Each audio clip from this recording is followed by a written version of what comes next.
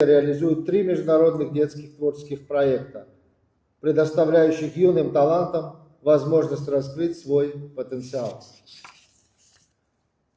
Мы придаем важное значение нашему взаимодействию, видя в нем большие перспективы и стремимся к расширению форматов партнерства.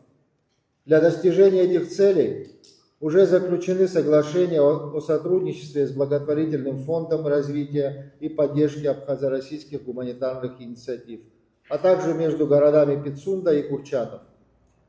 В развитии сотрудничества в рамках нашего заседания будет подписано соглашение о реализации дорожной карты сотрудничества благотворительного фонда на 2025-2026 годы, открывающие новые горизонты для совместных проектов. Готовы к подписанию соглашения о развитии побратимских связей между абхазскими и российскими городами Новый Афон и Сосновоборск, Гагарским районом и Нововоронежем. Эти решения знаменуют новый этап развития партнерства и демонстрируют нашу нацеленность на еще большее сближение культур и укрепление добрососедских отношений. Программа расширенного заседания, безусловно, как всегда, насыщена.